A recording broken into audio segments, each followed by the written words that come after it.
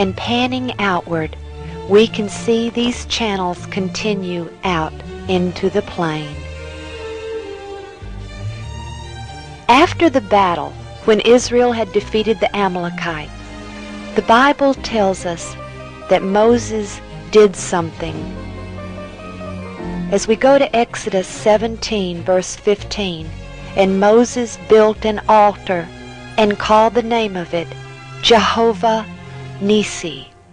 Here are the remains of a very ancient altar, part of it fallen, perhaps from an earthquake or Bedouins looking for treasure inside. But enough is still intact to show it was indeed an altar, as it is not hollow inside, but solid all the way through.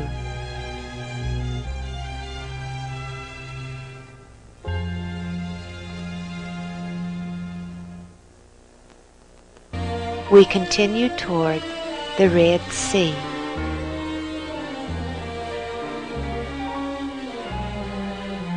And just up ahead, we can barely see the Gulf of Aqaba. As we continue our approach, the wadi or canyon seems so narrow from afar, but now it can be seen to be large enough for the vast multitude to have traveled through.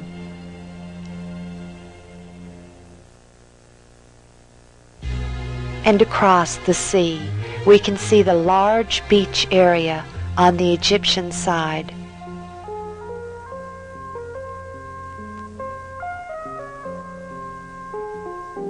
Just as the beach on the Egyptian side is certainly large enough to accommodate several million people, here we can see that this beach also contains a tremendous plain.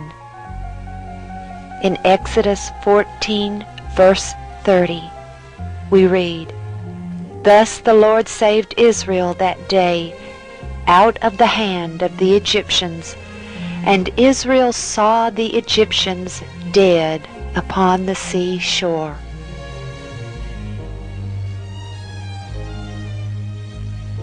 In 1984, when Ron and his sons were imprisoned here in Saudi, Ron directed his captors to this beach in a helicopter, where he showed them a Phoenician-style column on this beach with inscriptions in archaic Hebrew that said that King Solomon had erected this column in honor of Yahweh to commemorate the crossing of the Red Sea on dry land.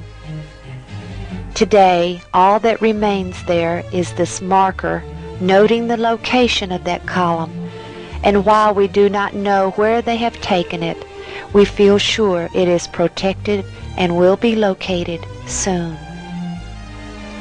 As we look out into the sea, we can see the end of the tongue of the underwater land bridge, and that it leads across to this very beach just beyond where the column once rested.